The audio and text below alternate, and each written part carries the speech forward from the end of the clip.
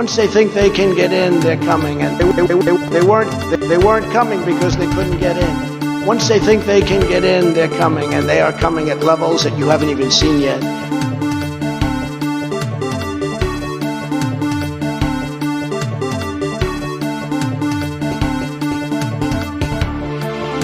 It is time for us to do what we have been doing, and that time is every day.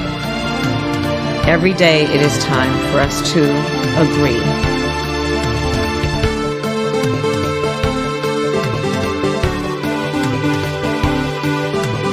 Original concept. It was carried out poorly, and the cover-up was one of the worst in the history of cover-up. Very simple. Bad deal, should have never been thought of. Somebody really messed up. They had the worst cover-up ever. And where it should have stopped is at the deal standpoint when they thought about it. Because whoever thought of that idea, I think is in big trouble.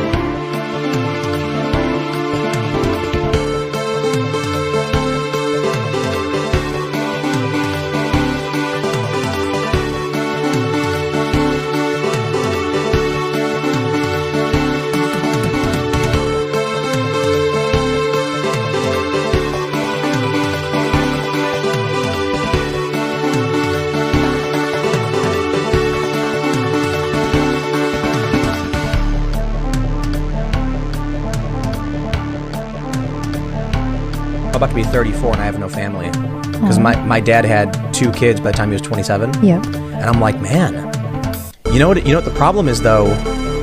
It's definitely not me. I think it's everybody else.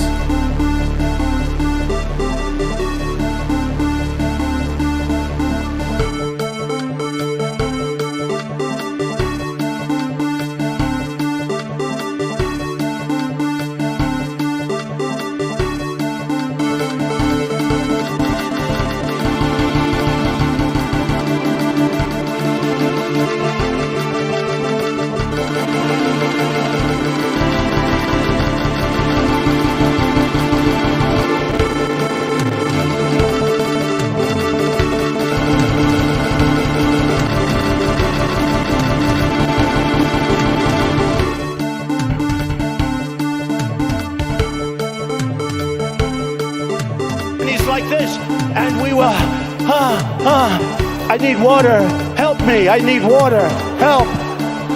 And he's right, this is on live television.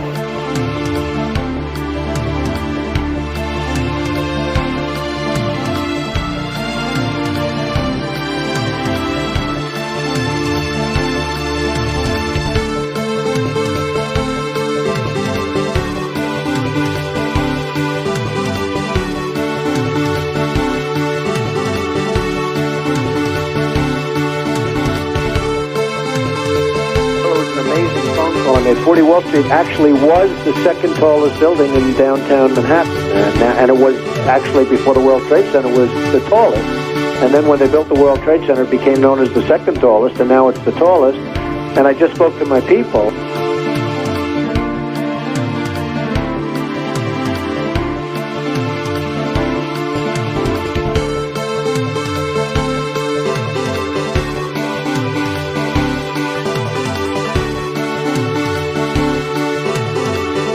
And then they have cans of soup,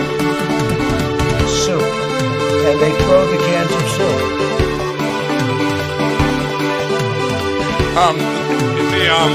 But it's a class action lawsuit against all machines.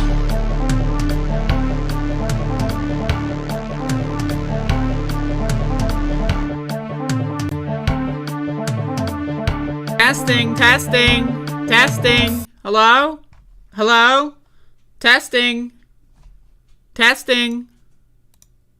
Testing.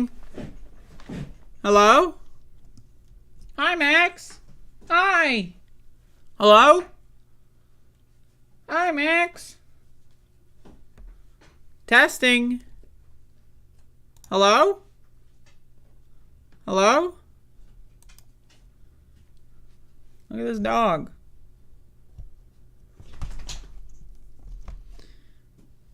Testing.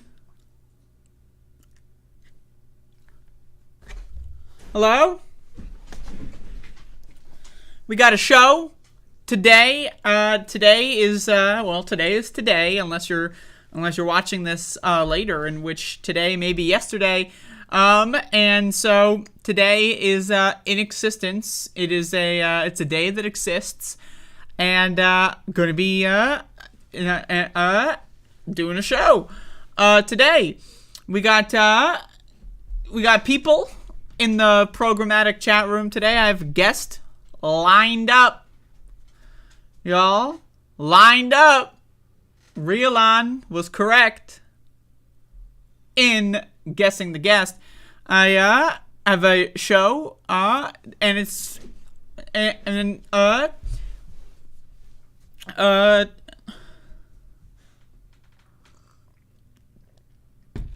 today. So, probably going to be doing one, and if I have time, 2 segments before the guest appears on the program. We'll be doing the guest slot around 10:30, so that means I got about 20 minutes.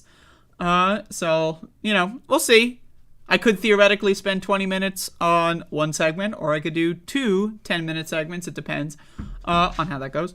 Or I could do an 8 and a 12, or 9 and 9, and I can still, so we have a show today. I will be having the letter hack on the program. The letter hack penciled in for the program. Today is the program day, and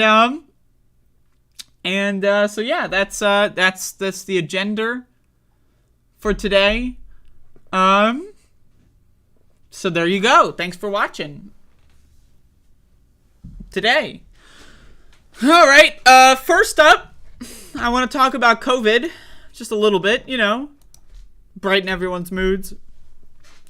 I want to show a little bit of an analysis of COVID data in this country. A little bit, show you some charts. Everyone likes charts, right? Show you all some charts. So this is from healthsystemtracker.org. COVID-19 leading cause of death ranking. So, we have a chart here, but I'm going to read a little bit of this. This brief examines how deaths from COVID-19 rank among other leading causes of deaths in the United States. At the time of this brief, COVID-19 is on track to be the 3rd leading cause of death in the U.S. for the 3rd year in a row. COVID-19 claimed 340,000 lives in 2020, 475,000 lives in 2021, and so far has taken 230,000 lives in 2022 through September. We find that nearly as many people died of COVID-19 in January and February of 2022 as the typical deaths from heart disease, though COVID-19 deaths have declined since then. Now, one thing that this is not mentioning is that January and February occur. Now, again, winter is going to be a lot more infections, a lot more deaths. But also what happened in February is the CDC begun the process of expunging forms of data tracking. So that's an important thing to factor in here. February, March, and April. By April, they had pretty much thrown away a lot of data tracking when it comes to COVID. Max the dog is under my chair. Max, what the fuck are you doing? What are you doing? He's gonna fucking... God dang dog. So that's another thing that I want to factor in here. A lot of states just don't even report these numbers anymore. We also find that in January and February of 2022, COVID-19 was the #1 cause of death for people 45 to 84, and among at least the top 4 leading cause of deaths for other age groups, age 5 and up.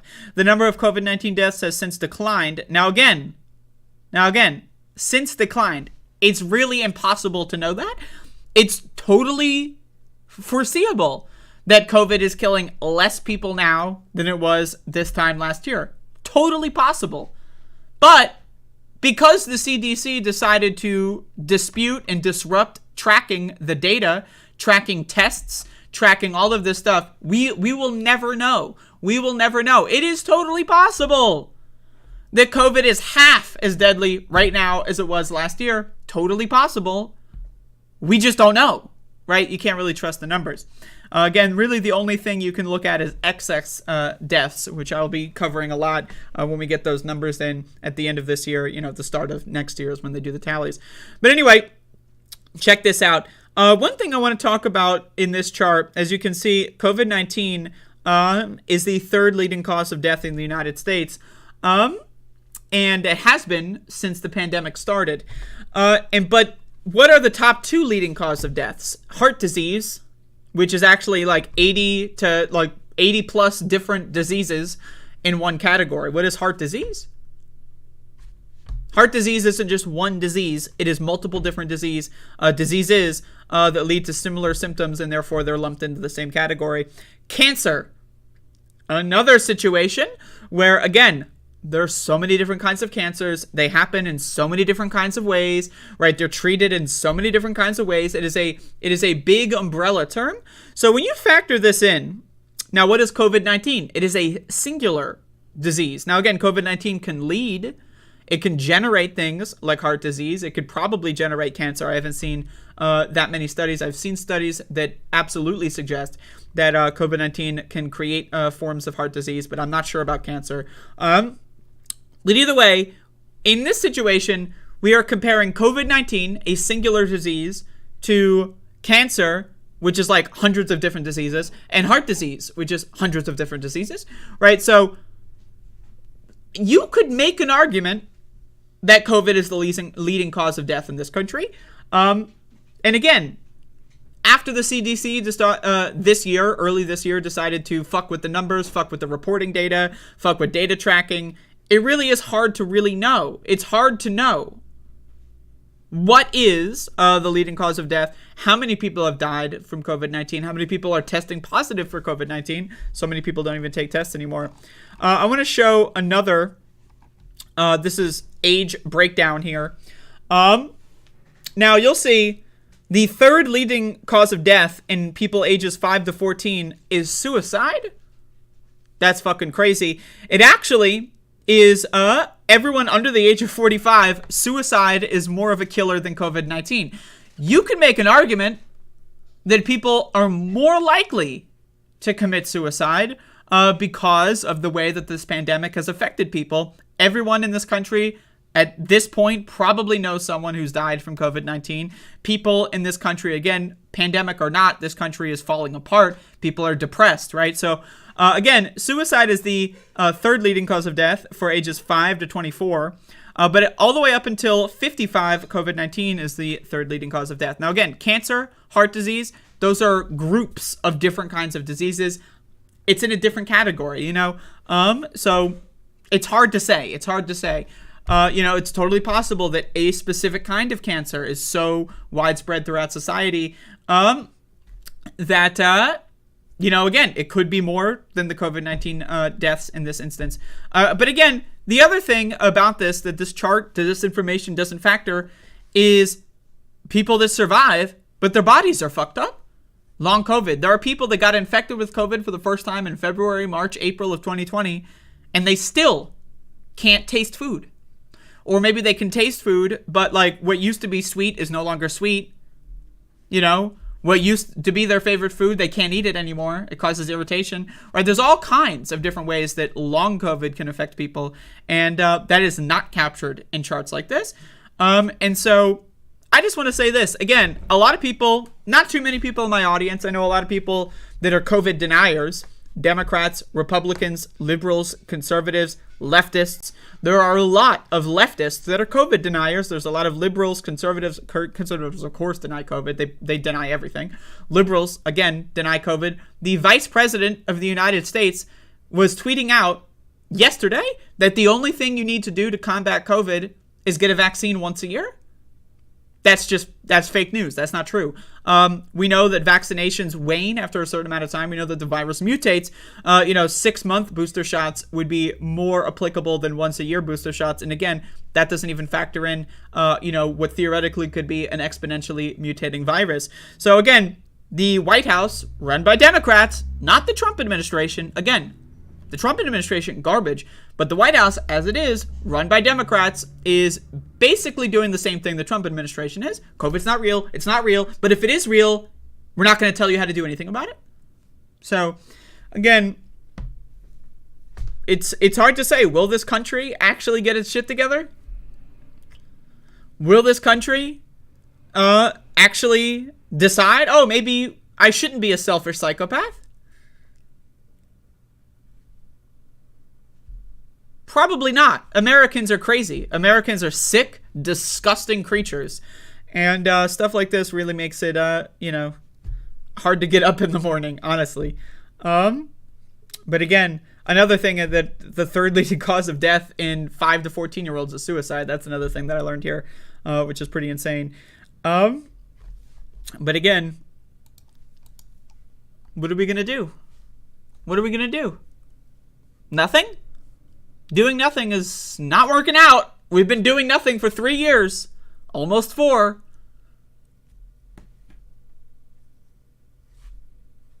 So, are we going to do something yet? Or what? I don't know. But there you go. Wanted to talk about COVID.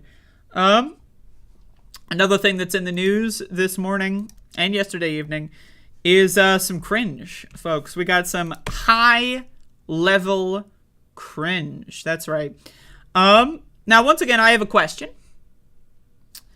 If you have a meeting of 8 avowed and proud neo-Nazis and 2 people who are not avowed and proud neo-Nazis at a table, and they're all having a great time, they're all enjoying themselves, they're all having a wonderful time, how many Nazis do you have at that table? You have 10 Nazis, right? Again. So, with that logic, Kanye West and Nick Fuentes were on Tim Pool's program. Again, a program Tim Pool spent the last 2 weeks talking about how groomers need to be killed, and he defines groomers as anyone who's transgender or gay. Invited another actual proud pedophile, Milo Yiannopoulos, was on his program. Milo is a pedophile.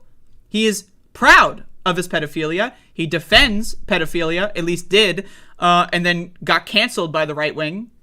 And then came back as like an ex-gay, ex-pedophile kind of guy. He was out there advocating for, again, 12-year-old, 13-year-old, 14-year-olds to have sex with adult men. Again, that's what got him canceled a long time ago. Milo is back. Again, the right wing doesn't actually care about pedophiles. They don't actually care about groomers. They don't give a fuck, okay? But either way, we got a bunch of neo-Nazis doing a podcast, and things didn't go so well. Let's watch. God is I gotta raise the volume here. saying, your children are going to be okay. Baby mama's got money, right? God is using me. He's breaking me down, removing all of the. Now, again, real quick, I want everyone, while you're listening to this, you don't really need to watch it. Open up another tab, Google define schizophrenia. And while you're listening to this audio, read the definition of schizophrenia and just think about that. Richest person, all of this, so I can serve him.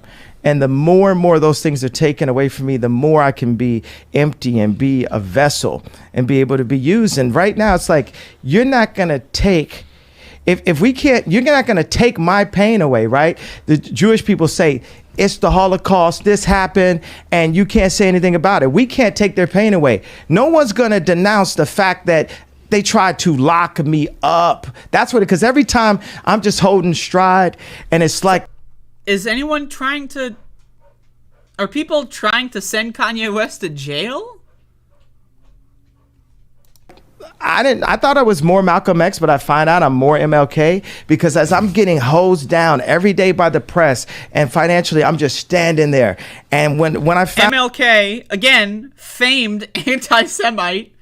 Remember a little known fact of MLK's I Have a Dream speech? The whole first half of that was about how Jews are the people actually keeping, like what? What? Found out that they tried to put me in jail. It was like a dog was biting my arm, and I almost shed a tear, almost, but I still walked in stride through it. Yeah. I think they've been extremely unfair to you. Who was they though? We can't say who they is, corporate can we? press. I'm not using I don't use the word as the way I guess you guys use. I'm talking. It is about them, though, isn't it? I mean, because No. because when you think about it, consider it. In 2018, What do you mean it's not? What do I mean? Like, okay, so how about? Are you leaving? Are you referring to the press? He's gone. I'll say it right now. You guys want to bring that stuff up, and then Have think the we're not going discussion. to have a Like, conversation. have the discussion. Like you think he's going to come in here and say, "Here's my pain, here's my suffering." I'm going to say, "I hear you," and then he's going to say, "And it was Jewish people," and I'm going to be like, "Okay, but don't you consider?" So I'm not going to do this. I gotta refuse. Go, make sure he's cool. All right, go for it. Luke and I will have a conversation. So now this is funny because a lot of people are marketing this clip as Tim Pool was giving pushback. Tim Pool provided no pushback until Kanye started leaving. Once Kanye West rage quit like a toddler, then Tim Pool started to make fun of him, which in my opinion in this instance, pretty funny. But again, Tim Pool's quote-unquote pushback was like, I guess I don't have the same definition of they as you do. And then Kanye West was like, all right, I'm done. Now again, what's also interesting here is that whatever Nick Fuentes was about to say, like he's like, in 2018, he's starting a whole story. And then like, I want to know what the fuck that story was, right? I want to know what the hell he was about. Like what yarn was this motherfucker about to spin? But again, this clip is, it's really funny. Again, Kanye West is a lunatic. Now again, I don't think Kanye West is a billionaire anymore, right? But we need, as a society, as a culture, to stop propping up these rich losers, these rich fucking crazy motherfuckers. Now again, I know I'm engaging in the media circus here. I'm hopping on the train, right? I could choose not to talk about Kanye West, right? But again, as a society, me choosing not to talk about him isn't moving anything. So again, I am going to talk about how these crazy rich people, again, former billionaire, I think in Kanye West's instance, I believe he was a billionaire at one point, but then he got divorced, and then, well, you know what happened. No longer doing pretty well. But again, these people that only have a platform because they're rich, like, why are we paying attention to them? Think about this. Why do we pay attention to them? I'm going to watch this again real quick. Like, so again, and Tim Pool is agreeing with everything Kanye West says here. Just having a slightly different opinion on what the word they means. That's it. A very small disagreement, and Kanye West up and leaves. Bizarre stuff. But I want to watch this again. I do it. Yeah. I think they've been extremely unfair to you. Who was they though? We can't say who they is, corporate can we? press. I'm not using I don't use the word as the way I guess you guys use. I'm talking. It is about them, though, isn't it? Again, this is the pushback. This is not pushback. Who was they though? We can't say who they is, corporate can we? press. I'm not using I don't use the word as the way I guess you guys use. I'm talking. It is. That's not pushback. I'm telling you right now, if someone is spewing some neo-Nazi shit, I'm not going to be like, well, you know, the only disagreement we really have is what the definition of the word they means. Like, if I have a neo-Nazi on my podcast, the only disagreement we're going to have is not on the definition of the word they. I will tell you that right the fuck now. But again, Kanye West is such a weak little fucking spineless baby. And this guy thinks he's going to run for president? This guy, Kanye West, not this guy, but fucking this guy is going to run. Oh, that's a great freeze frame. This guy is going to run for president? Really? Really? He's going to run for president? Could you imagine Kanye West on a debate stage with Donald Trump? Could you imagine Kanye West on a debate stage with any of these Republicans, with Mike Pence, with Ron DeSantis, Mike Pompeo, any of them would steamroll this fucking clown?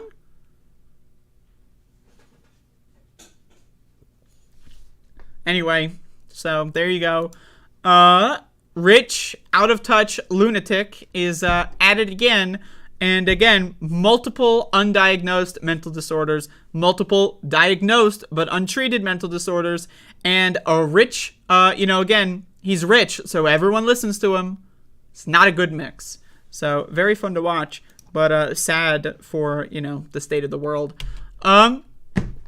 Anyway, I am going to use the bathroom real quick. I'm going to enter the urination station.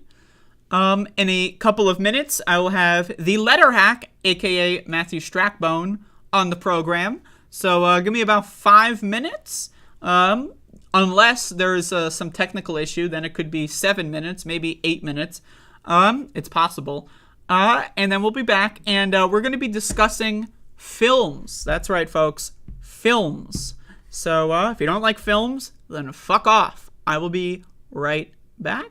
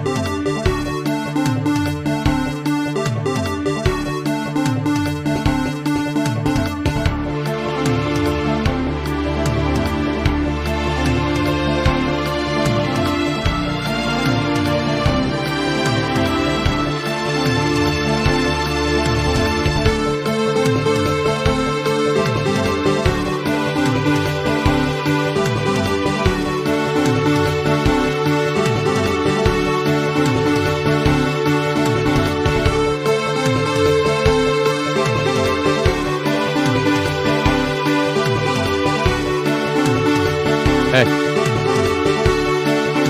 Yes, can you hear me? Hello, can you hear me? Okay. Hold up. Nice. Okay. Has everyone had a bio break? I hope. I mean, it would be unfortunate if that's not the case. Good. I gotta set this up again because my whole thing is all fucked up. Okay, set it up again. Yeah, I thank you for the for the instructions. How are you doing? Now. I'm doing good. How are you? All right. Okay. I haven't had enough coffee today. That's a real issue for me. That's weird. Yeah, it is weird. Yeah. So I'm working on it. I've probably had too much. I had coffee like at midnight last night and then woke up at like 6 and had more coffee. That's strange. Yeah, I'm wired. How's everyone in the chat? What is happening? That's a good question. What is happening? All right, I think the layout is good. Is this on? Is this working? Hello? It's working for me. What does the stream look like? Is it a disaster? Is it okay? You can see my face a little bit more, clearly. Yeah. So I gotta put some saliva on here to act as like a slime filter so that you can't. Oh. So I'm obscured. Yeah, there we go. That is so cute. All right. So who are you for all the new viewers out there? You're just some strange person. I haven't had a guest on my show in like 3 months, right? So like, do I have guests on my show? Like, what is this? What's happening? Introduce yourself. My name is Matt Strackbein. I go by the letter hack, and I make cartoons and comics, and I support left-wing independent media like Andrea on Above It All. Whoa, that's that. Yeah, there you go. And that's as good as I can ask for. And also, check this out. I have been outside of like caffeine.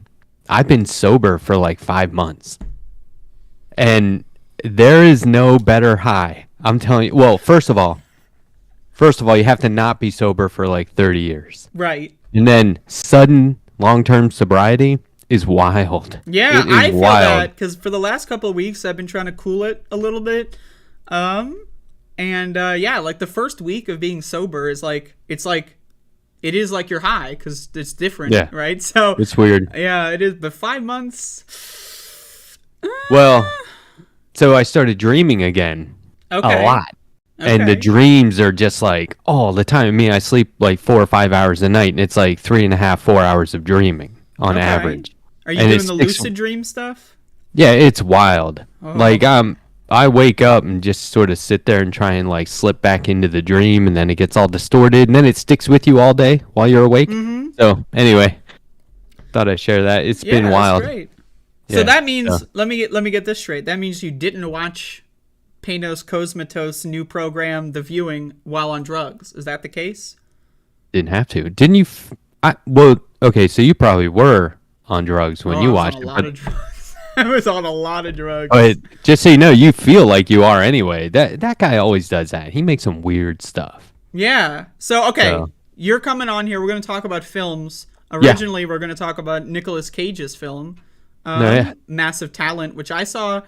I guess 3 weeks ago I saw it, but I can still discuss it. And then I asked about if you've seen The Viewing. So now we can do like 2 movie discussions, and then we can just do whatever you want. Also, Sure. It's not very strict. But yeah, so we can jump right into The Viewing first. Okay. Just because I brought it up first, and then we'll go into Nicolas Cage's new film, which is incredible. Both incredible pieces, and I know that you have a similar appreciation for the art of Nicolas Cage as I do, so that's why I asked you to come on here. Yeah, check it out. Yeah, I still haven't started the book. I've I'm read a it piece of twice. shit. Oh well, Because you can't read it. You can't read it without immediately being like, "Oh, I gotta watch those 5 Nicolas Cage movies again," right. And then you read it and you're like, "Oh, I didn't know he was making those choices. I didn't know And the then you gotta watch the director." movie again, and then you got to read the Yeah. book again. Right. Okay. So Exactly. you're stuck in the loop. Yeah, I have the book. I just finished a different book, so like I'm kind of figuring out which one I want to start. So I might start that one. Pretty soon. It's quick read. All right. But yeah, let's go into The Viewing. So you've seen all of Panos's movies up until this point, right? Which Yeah. one, just real quick, would you say is your favorite? Oh, Mandy, without a doubt. Really? Okay, so you don't have to think about it? No, not at all. Because you can take. I mean, first of all, it's Nick Cage, so like it rules right away. But you can just take that one scene where he's flipping out in the bathroom. Remember? Mm-hmm. And he just loses his mind. You can just take that one scene, and it's better than anything that director will ever do, thanks to Nick Cage. But I mean, that's also because he really built off Black Rainbow. Like, because what was that called? What was the full name of that? Beyond the Black Rainbow? Yeah, see, I always get it mixed up with a Thomas Pynchon novel which I think was called Over the Black Rainbow. Right. But anyway, yeah, so he really built off that. He like really took it, like, because he's done 3 movies, and one of them is just like an hour long, I think, maybe 45 minutes, an hour, and so you kind of wonder, like, well, is he going to keep experimenting or what? But he built off the first movie, so the second one was just, it had to be better. So that's my favorite. Okay, but I really like The Viewing. I It was might good. disagree, though, because I've watched Beyond the Black Rainbow twice. I've watched Mandy 3 times at this point, and I Beyond the Black Rainbow, like Mandy, I think is a movie that I would show to people more. Yeah. Right? Like it's a more, you can get your feet in the water kind of thing. But Beyond the Black Rainbow, watching that movie on like mushrooms, right? And stuff like that. I don't know. There's something about that movie that like, it's another level. And I feel like The Viewing is similar in that sense where it's like, it's really good, but like, there's just something about it that as a frequent psychedelic user, it's just there's something else to it. Mandy has that too, but like, Mandy is like the more action heavy film, right? Which is great. I love it. Like the chainsaw battle and everything. It's great. But like, I don't like the psychological, like it kind of like self-selects the audience, right? Like, cause I remember I watched The Viewing the other day and I did a review on it. I think it was like a 25-minute review, which you should go watch if you're, if you haven't seen it. And this is, me talking to everyone. But then I went and looked up reviews of The Viewing, and The Viewing came out last month. We have the same cup, by the way. So Boom. yeah, see, look at that. It's a winner. Wow. That is and a we're winner. rotating it in the opposite. We're desynced. Anyway, I looked up a bunch of reviews of The Viewing, like video reviews, written reviews on like Letterboxd, IMDb, and other stuff. And I'm convinced that like The Viewing and Beyond the Black Rainbow, less so Mandy, but definitely all of Cosmatos's films, or Cosmatos, whatever. Like, you either get it or you don't. And if you don't get it, then you don't like it, right? Like, because I saw, like, when I was on IMDb, like, they had, I think, the most reviews, way more than Letterboxd. And, like, every review was, like, either 1 star or 10 stars. Oh. Like, how do you feel about that kind of perspective on The Viewing? Like, either you love it or you don't. I mean, in this day and age, you can appreciate a movie for artistic qualities. And this is, like, who would watch that movie and go, trash? Like, first of all, you've obviously never read any H.P. Lovecraft or any sort of, like, pulpy, paranormal sci-fi. Cosmato's next film, by the way, is science fiction.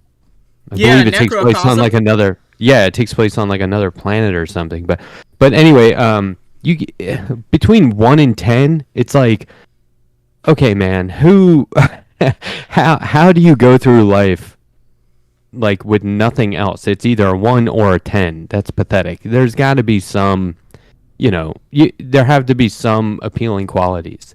Like, to me, that person's going, it wasn't commercial at all. I hate it. Or. But the thing or about they're The really Viewing artsy is that it's like it's wrapped in with the Cabinet of Curiosity series, which I ignored the rest of them. I might watch them later. Oh, they're good. Yeah, I've heard they're good, but it's just like, I got to watch that one first. There's just, once I heard if they're not connected in like in a, and there's just an anthology, you got to watch that one first. There's no question. But I think like that introduced Cosmatos to a new audience of people that aren't necessarily like, artsy fartsy freak shows like we are. Yeah. And yeah, I was like reading all these reviews of it, and like, the most common complaint that I saw about The Viewing is that it's all build up and there's no payoff, which is like, if you're watching the movie, yeah, I agree. It's not true. But if you're watching the movie and you think, oh, the dialogue sucks, when are we going to get to the end? And you're not actually like paying attention. Like the dialogue, man, I watched this on mushrooms. I was fucked up. But like every single line is just, it's perfect. Like every the zoom ins when fucking Eric Andre was smoking, and then like the smoke comes out, and it's like you see like the crinkles in his lips and everything, and it's just like when the lady was smoking and like laying on the couch. Like I don't like cigarettes. I've never smoked a cigarette, but like I've never wanted to smoke a cigarette more in my life after watching The Viewing, because like it's just watching the smoke particles. It's great. But like, I mean, what would the payoff be? A rampaging monster going through the streets killing people? That's silly. Exactly. Or like, here's how they defeated the monster. It's dumb. To me, my favorite part is when, like, I'm glad 2 people got away, but when Eric Andre is like running out and he tries to get the coke and he drops it, and he's like, oh no, wait, we got to get the coke, and then he drops it everywhere, and then he still like kind of wants to like scoop it up or something. Yeah, it's so good. Dying. I had to pause it. I was laughing so hard. I've never done cocaine, but like if it was like a super drug of something that like I love, like whatever super drug I like, and it's like the best version I've ever had, and like the guy who gave it to me is like dead, I get it. Yeah, you're running away. Yeah. Like fuck it, it's worth it. 5 to 10 seconds, get that fucking super drug. And it was so good. I love at the end, because they're all hopped up on so many drugs. At the end when they're driving, right, and they're just like their eyes, like you can see their eyes are all fucked up, and then like they're just going so fast that it's just like that alone, like the speed angle is like, that's another kind of substance, right? There's lots of layers of like, how substances can change your mindset and enter you into a different perspective when you're engaging in an experience. And the way I like interpret The Viewing is it's kind of like a tutorial for how to watch Panos Cosmatos movies, right? Like, yeah, like that's how I interpret it. Like you do whatever sort of drug that gets you to that space, and then you enjoy the art, Oh, that's cool. Yeah, yeah. And well, so is there a lesson there about not overdoing it? Because like it went sideways pretty quickly. That's like, is that like the bad trip aspect? It's like, just so you know, these movies could take a turn that Yeah, will affect your trip or whatever. yeah, exactly. Like that's the thing though. Is like when you really think about it, like good and bad are just like human. Like we just attach, oh that's good or that's bad. That's but like there's so much more than good and bad, right? That's just like a very simplistic way of looking at it, right? So like when I've watched like Beyond the Black Rainbow on mushrooms, like yeah, I've gotten scared like watching that movie.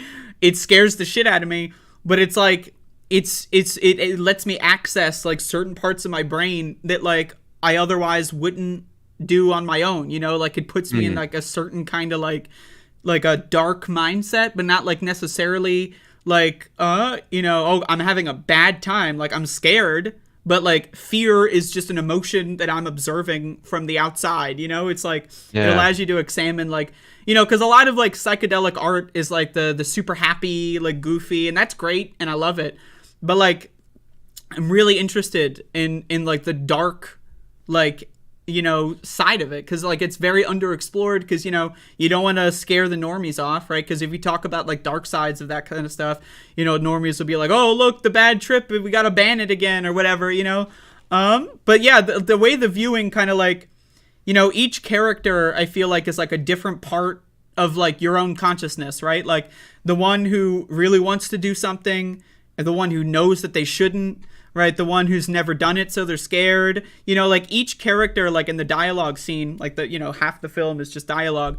Like it feels like the different kinds of parts of you, like as a person, that are like like the inner debate that you have with yourself on any kind of subject, right? Because it's like you're a recovering addict, but this might be the best drug you've ever had, so maybe you should do it. Or it's like they're fighting for that internal battle. You know what I mean?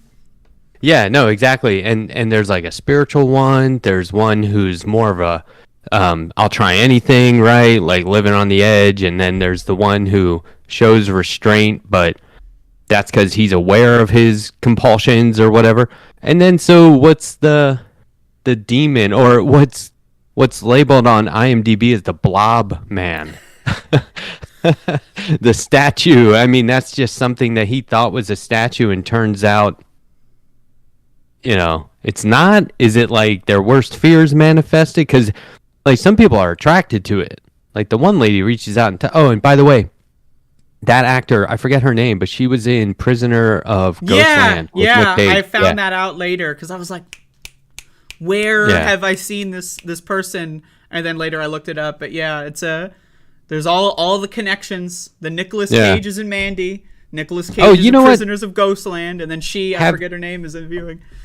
Have you seen Under the Skin? Is that what it's called? Yes. With Scarlett Johansson? Okay. Another fantastic film. Because, well, that's really, out of all the other Cabinet of Curiosity installments, none of them compare to Cosmatos. How'd you say his name? Like, I say Panos Cosmatos, but like, I've heard people say Cosmatos. I don't know. It's whatever. Well, Panos. Nobody really compares except maybe I forget the name of the director that did Under the Skin, but that was like, because they use like actual people, like non-actors. Mm-hmm. That's a big risk, Mm-hmm. Especially like being naked, having some random person who's untrained, underqualified, and then also getting naked. That's a risk. I assume they got paid pretty well for that, I would right? I would hope so. Like, hey, want to be in a movie? Sure. You got to get naked. No. Well, it's with Scarlett Johansson. Okay. And then it's like, but how much do I get paid? That would, I don't know. But anyway, I think that you're right about each person being a different representation of your psyche, especially under the influence. Because, in theory, a drug is just one kind of drug, right? There's weed, there's LSD, whatever. But in reality, everyone's affected differently by the mildest of drugs, like I've seen people who smoke weed and I'm like, you probably shouldn't smoke it, Mm-hmm. you should probably just stick to like soda or coffee, and not go that far. But But then other people, it's like, wow, it has virtually no effect on you at all. And now I'm scared that you're going to keep trying stronger and stronger stuff. So, I think for the most part, people have limits and they know what they are. But if after partaking, the next step was to go into another room and look at this statue, right? That's creepy. That, like, no one's ever seen before besides like this rich guy. Yeah, see, now maybe because I saw it twice and now I'm sitting here going, well, what was the overall point of inviting those? What was his goal? Yeah, like, okay, we can discuss the goal because I have thoughts on this one as well. Like, okay, so let's imagine like the whole point of the rich guy is that he has anything and everything he could ever want materially, right? Right. So the only thing left is running after the experience, like whatever you can, whatever combination of super drugs to get like a new experience, and then eventually you get bored of those, right? So then like you have to harness like art, but like you're not an artistic person, so what you have to do is you have to like buy artists, right? Like he makes a big point of like how he hired like some Italian musician to like create music for this like room that only he can listen to in that room, and like you're not allowed like to take it anywhere else. You can't sell it on the radio. Like the only area you can hear this music is in this room and nowhere else, right? So like not in any other room in the house, like not in any other house that this guy owns, right? And so like he's like going after like what is the unquantifiable, right? And so like, you get these random objects, no one's ever seen them before, no one knows what they are, right? And you think, well, he's old, right? So it's not like he's going to be able to like go to college and study for several years on this specific field, right? So the only choice left is to get people who have done that kind of prerequisite knowledge. But it's like, when you really think about it, is any one person able to understand something so mysterious, right? Like sometimes you need different people with different perspectives, and then they have that conversation, and then like someone says something that the other person would have never thought of because that's not their field, right? And so he was probably thinking like, I don't know what this is, but it's really cool.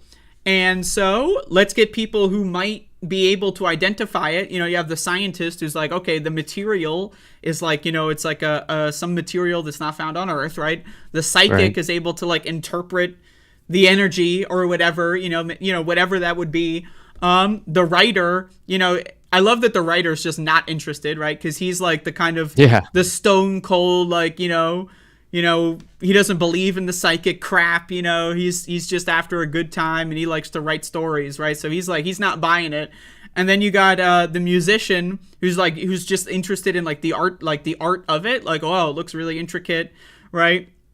And so I just think it's like the way that you bring someone else in just to present a perspective that you just can't think of. He couldn't achieve new heights or experiences himself, so he brought in other people, and then you can't just bring in anybody like off the street. So I guess he kind of made porn out of it. He was like, I just want to watch other people for a while, right? And but then like put them in a situation where he could just sit back and be like, this should be cool. But the funny thing is that immediately not cool. Like it got really bad quick. How do you feel about the smoking, right? Where Eric Andre's character starts smoking a cigarette and then the billionaire is like, no smoking. Like, do you think he knew that the smoking would trigger it? Because I don't think so. I think it was just like he didn't want the smoke to stick to the object and ruin the value, right? Like I think that it was all unintentional. All good like horror movies, when there is something like that and like a rich guy acquires some sort of artifact, there's some sort of either legend or instructions that come with it. Like that's a pretty solid trope. And so I have to assume they were like, look, man, just keep it in a room by itself, limited access, don't let people just it's why they keep things away from kids, like out of reach. It's like this is harmful if you aren't sensible. And I think that getting them high was his mistake. Like he was like, oh, I'll get them high and then that'll be a really neat experience.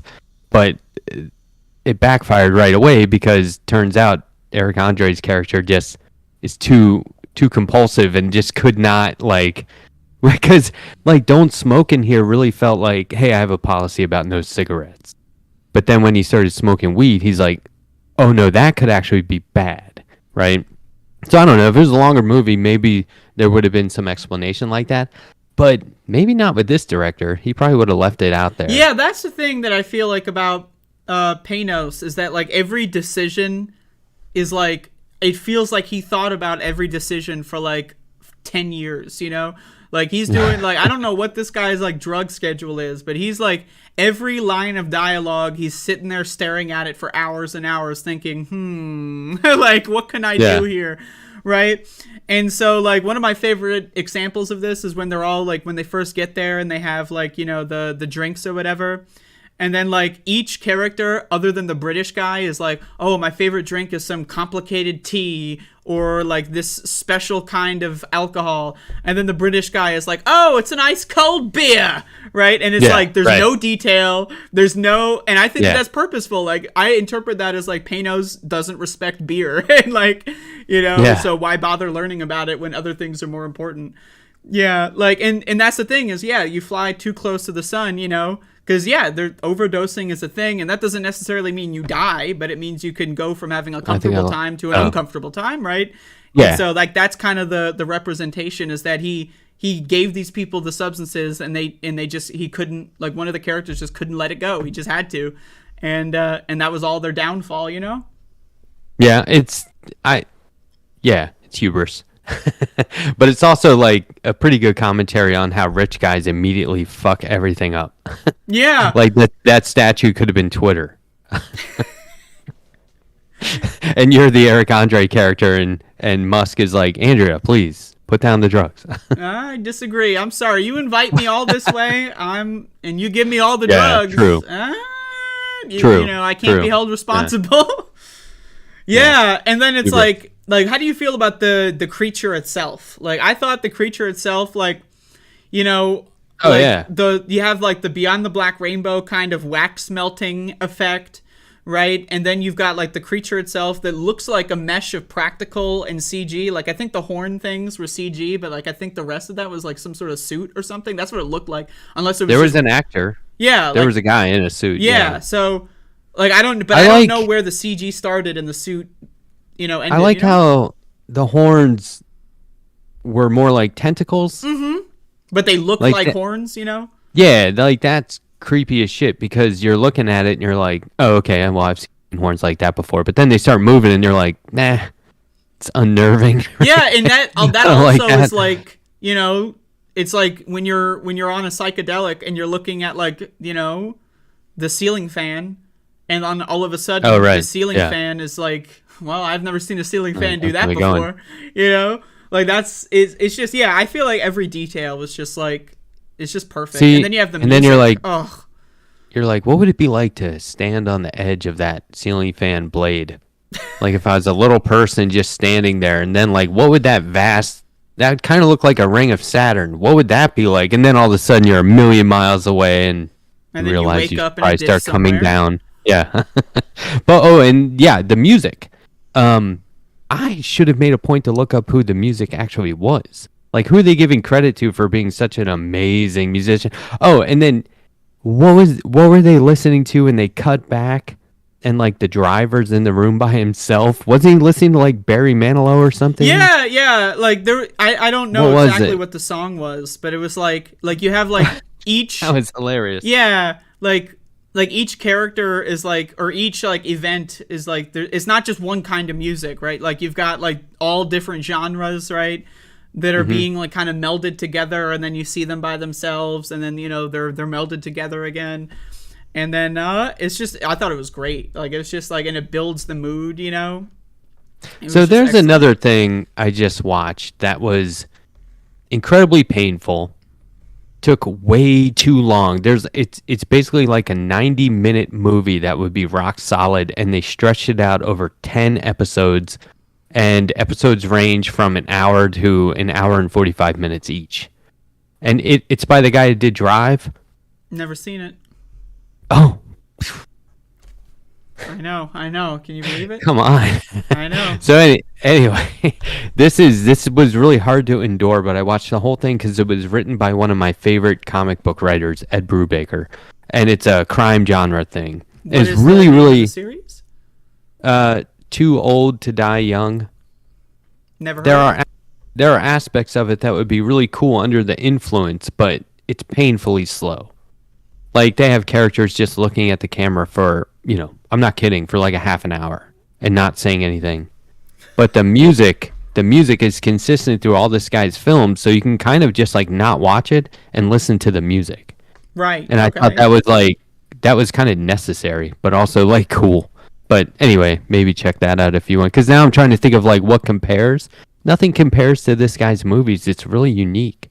Yeah, absolutely. Like I've been watching a lot of movies this year. Like, and last year I started getting more into it, but this year I've just, it's something I enjoy. Like, the more movies I watch, the more I enjoy watching movies, right? Like, it's the self-fulfilling prophecy.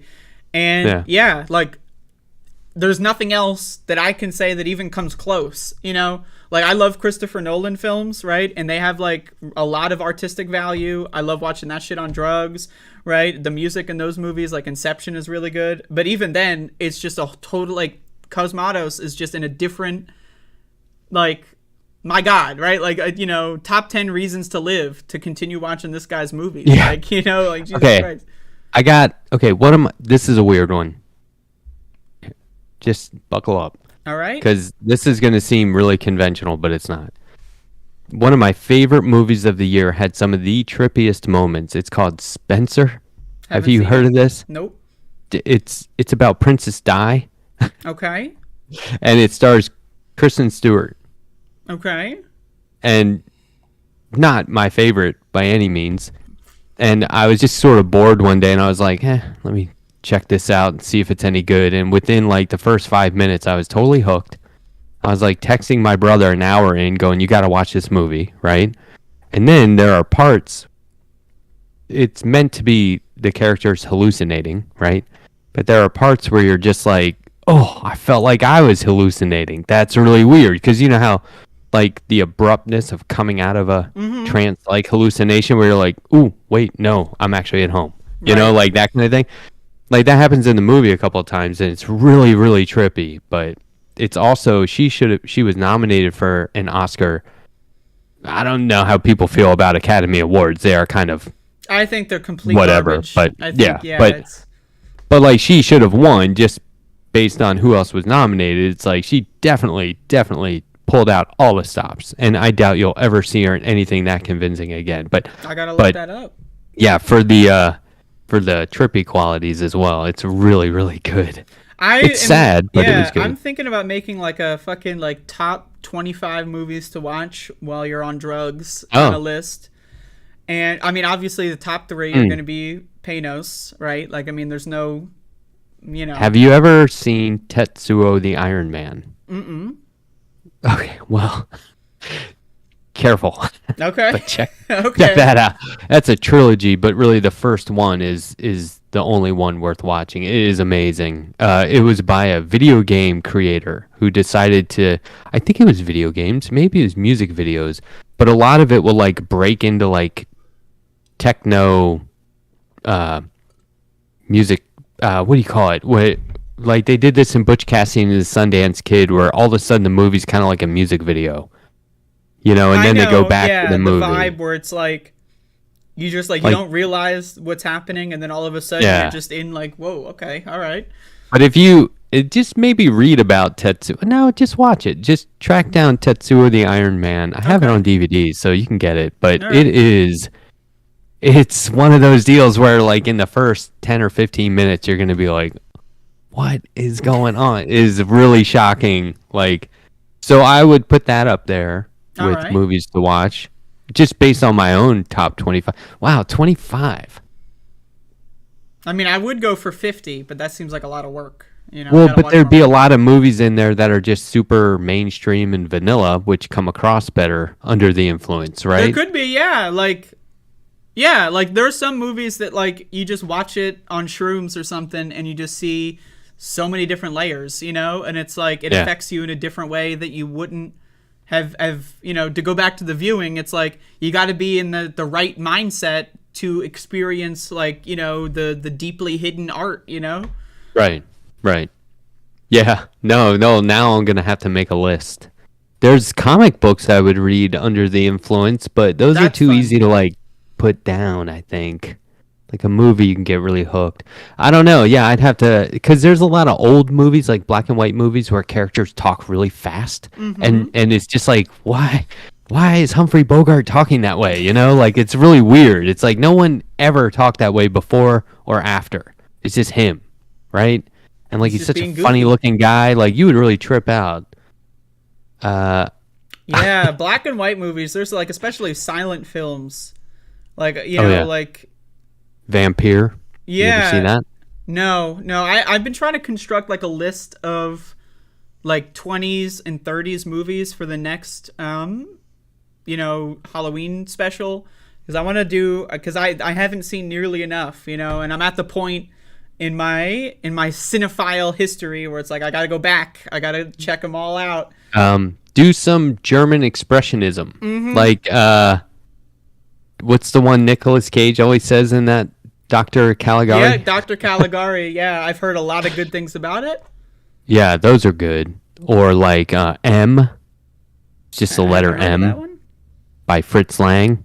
Okay. Oh, yeah. He did Metropolis, which is also Right, very I have heard good. of Metropolis. Yeah. I love M, though. That's one of my favorites. All right. Yeah, I'm going to have to make a list. Yeah, and then you can cross-reference. Maybe I got to stop being sober, too. I don't know. Well, you got to get the list first, and then carve out a week of your time, and then just take a week off, get a list going, and just have a good one. Get it all I feel out. like I'm enjoying sobriety for the first time ever, but for all the wrong reasons. Like it's not making me like more responsible or less responsible, but it's yeah, I don't know. It's easier to zone out now. Sure. I don't know. It's weird. It's not all it's cracked up to be. Like everyone's like, "Oh, you got to get sober." It's like, "Do you?" Yeah, I don't know. I don't. I recently learned that approximately half the human population doesn't have an internal monologue. How do you feel about this?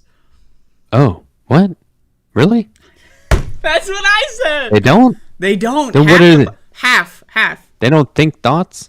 What They are don't. They think in like pictures, I guess, and like they have like other ways of thinking. But like They're just waiting for something to react to, or yeah, oh, like, that I watched, actually explains I watched a lot. like a couple like videos of people talking about it, and some people say that like the only way they can think in words is by speaking aloud. And I'm like, because like I can't get my inner monologue to shut the fuck up, right? Like I'm waiting, I'm like thinking, holy shit, like when is the sweet release? Like when can I just like have some quiet time?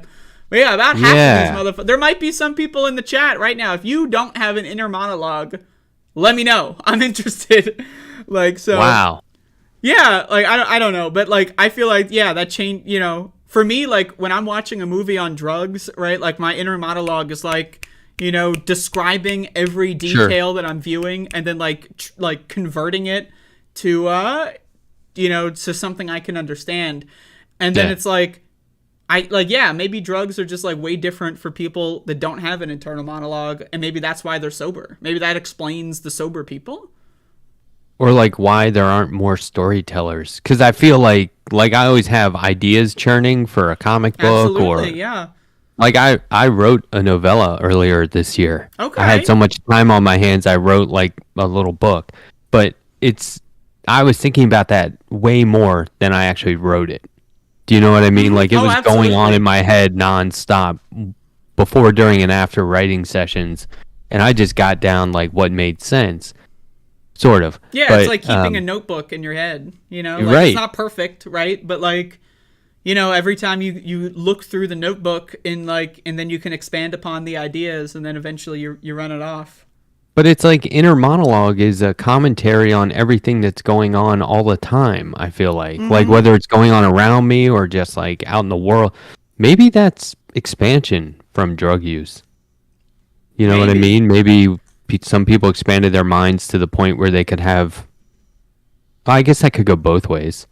You could be brain dead from it. That's sad though. I wish more people had an inner monologue. It always like there was the first comic book character to really have an inner monologue like displayed on the page was Peter Parker, Spider-Man. Okay. He was always like dwelling on, oh my God, my girlfriend's not going to like me. Oh, I got this test coming up. And it was like nonstop. And then Spider-Man would get into fights and Peter Parker's monologue was still going. Yeah, like in thought balloons. Yeah, I have like multiple tracks, you know, it's like I can switch between like I'm thinking like 5 different things at once, and you know, sometimes like they're not fully developed, right? But it's like I can like just see like change like which track is on top, and then it's like, oh yeah, okay, that's what I think about COVID Sure. right now. Oh, that's what I think about like what I'm going to eat for dinner. Oh, that's what I'm thinking about my various health issues. Oh, that's, you know, and it's like each one is happening at the same time, right? Yeah. But it's like, you know, I switch which one I'm focusing on.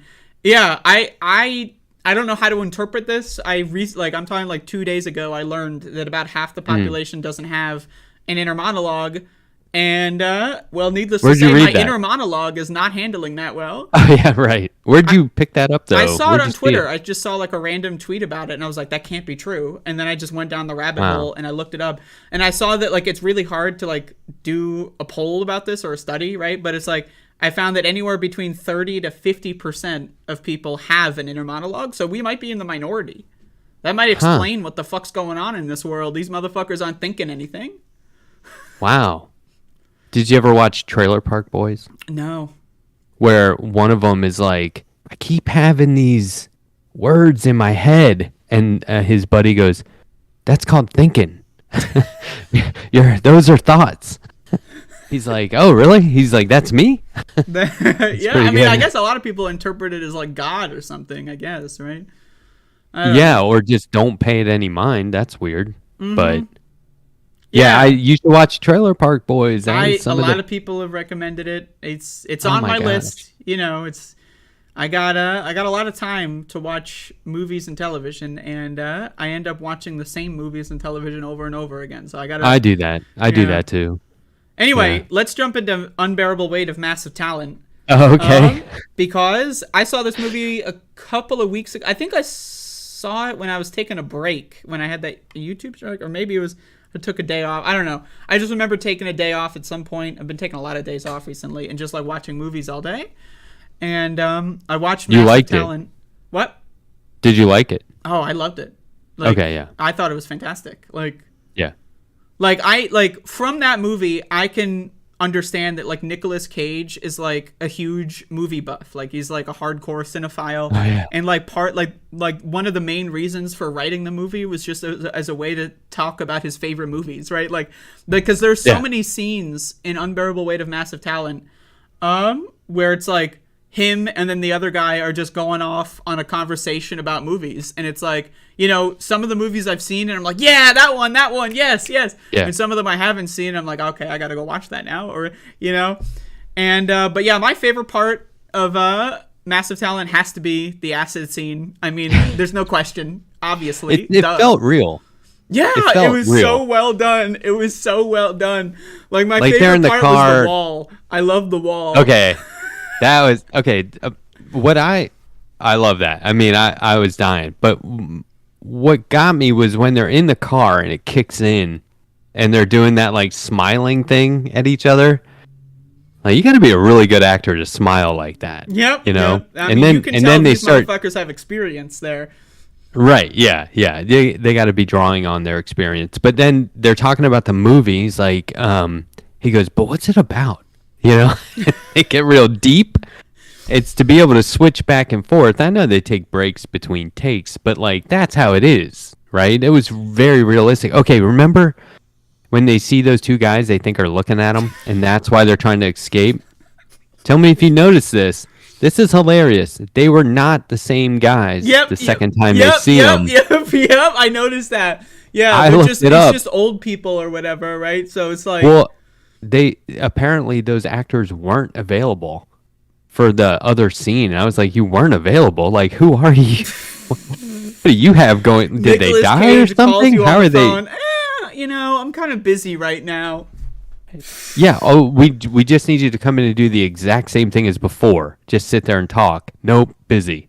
Anyway, I thought But that that was made funny it better, because it though. kind of adds. Yeah, it adds to it. But and then when he's like, I can't drive on this, and he's like, you have to, and he starts wrecking the car. Like unfortunately, I've seen people do that. Yeah, I don't know how to drive, which is like that makes me much more like comfortable with my drug use. Is that like I know the worst case scenario is I'm not going to drive and wind up in a ditch, like because I don't know how and I don't even have a car. So it's like, like I can't imagine being on a drug and then just thinking, oh, I want to go to the store and get candy, and then you end up killing 10 people, right? Like that's scary, right? Or like in their case, they're like, we got to get out of here. Right? Like that sense of we got to go, we got to hide, we got to be home, we got to be safe. That's really scary, and like I don't know, he trashed that poor car, but yeah, that to me is like I didn't see that scene coming, right? Okay, so keep in mind, Nicolas Cage like turned this movie down like a handful of times. He said he didn't want to do it. And then every time he talks about it, apparently, he says that I'm actually nothing like that in real life. Like he's trying to reassure people. But that movie couldn't have been about anybody else and worked. And it like doesn't it only works necessarily because like it's him. need to be the whole thing about him. Like there can just be certain Right. aspects that like he plays the fictional Nicolas Cage, and then like the movie stuff are those I very well think that they are his actual opinions. I don't see why. Oh, they are. Yeah, like totally. so it's just like he's doing a movie, but the movie is the vehicle for him to propagate what his favorite movies are. It's the vehicle for him to like do like to like express art in a way that gets other people. Yeah, like Dr. Caligari, I've heard of it in a lot of instances. I've never watched it yet. But like, yeah, now that I know that Nicolas Cage likes that movie, fuck yeah, I want to watch that movie, right? So it doesn't need to be a one-to-one replica of his real persona, but like the parts that he wanted to get out of his real persona, he got out, I think, in a really good way. Yeah, he was sort of just being like the pathetic version of himself. Like when he's in therapy and they turn and his daughter's there. I thought that was great. They're like, let's ask her. And she's like, I don't want to talk. And he's just going on about how he's trying to get her to watch his favorite movies. Like, that's probably something he did one time. Mm-hmm. But in the movie, it's like a core just make it like point. His entire, right. It's his whole deal. I mean, why else, I say this is someone who doesn't have kids, but why else would you have kids other than to indoctrinate them in your favorite films? Like, what's the other... What's the point? Exactly. So it's a waste of time otherwise, let's be honest. It's just a cloning process. Exactly. But it was the persona, what is it? The imaginary friend he has, Nicky Cage, it's like himself in the leather jacket. Yep. That was like the adaptation kind of thing.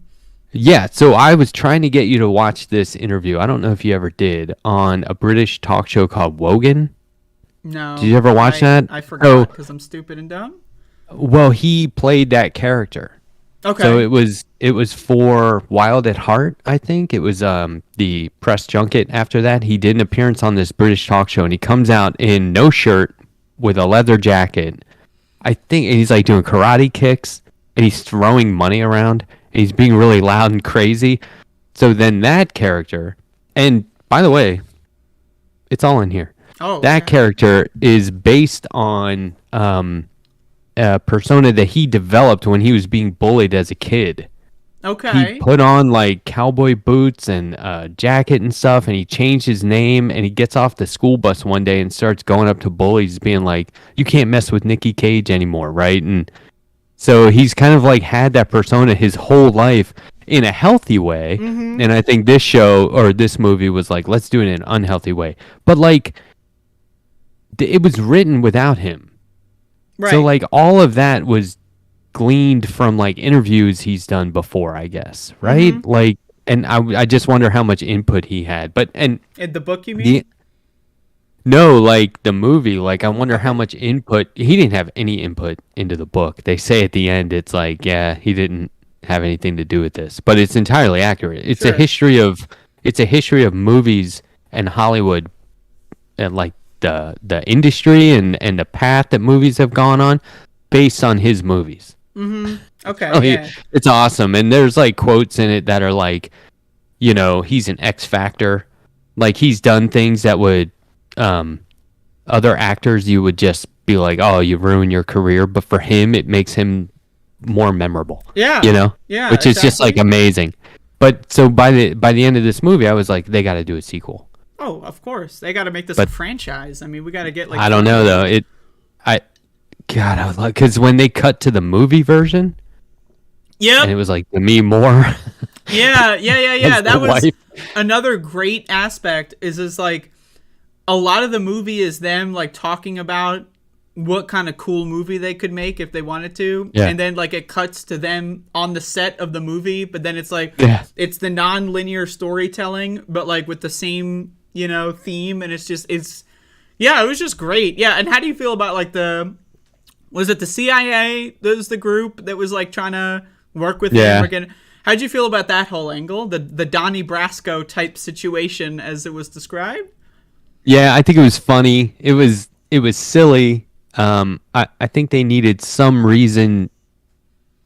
I mean, I'm glad it was Tiffany Haddish and I forget that other guy's name. I think they did well, but like, let's just put it this way: if there was a sequel, you wouldn't need them because the rest of the movie stood on its own. Like when they were looking at the memorabilia room of all the Nick Cage stuff. Oh, and like at the very beginning, the girl that gets kidnapped is watching her favorite Nick Cage movie. Yep. And then at the end, she's rescued by Nick Cage. It's like, this is badass. So now they could be like movie stars / men of action. Sure, yeah. But the movie, I think, made like 29 million globally, and it cost 30 million. So they're probably not going to do that. Really? Yeah, I don't pay attention to numbers like that. Yeah, it was the first thing I looked up because I was like, are they going to do a sequel?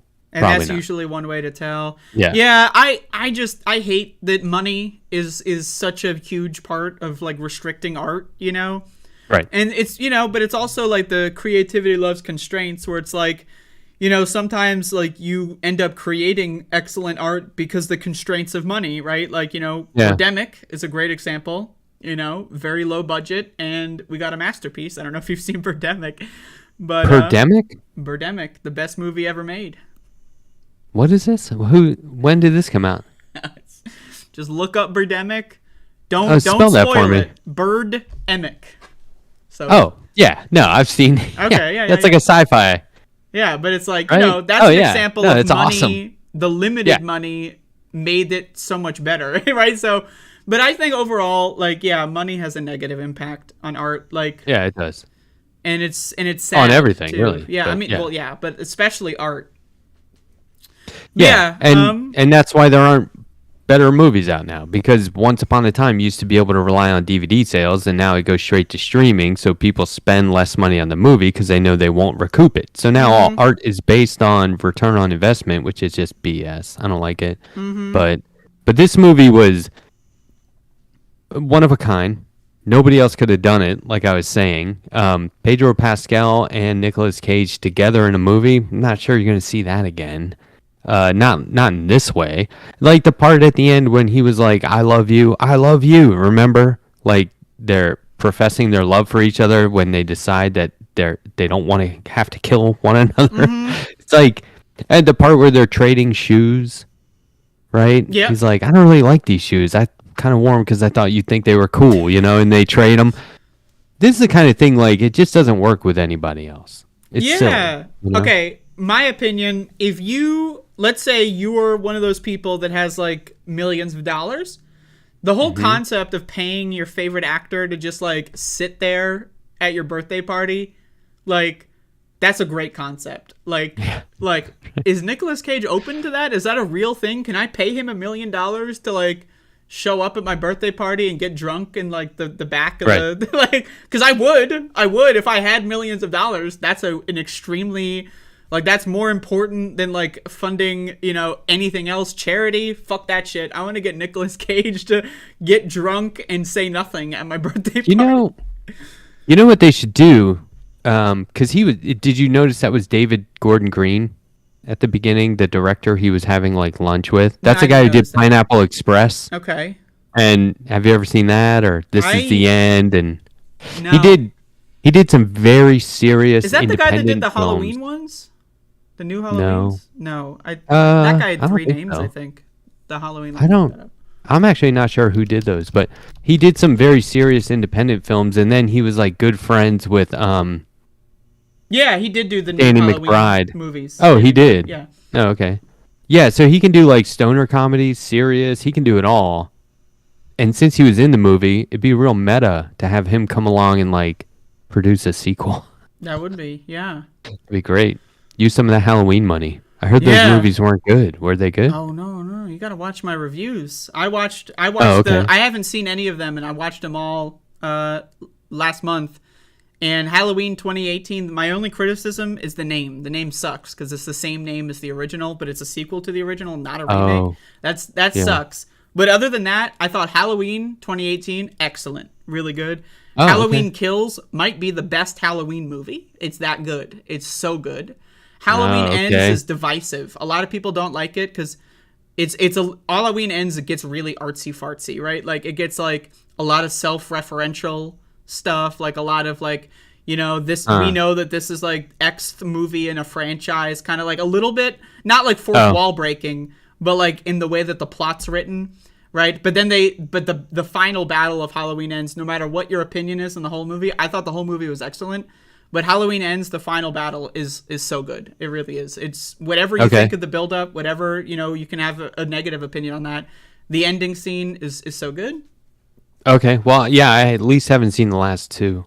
You know, thinking about Birdemic, that was just how movies used to be made.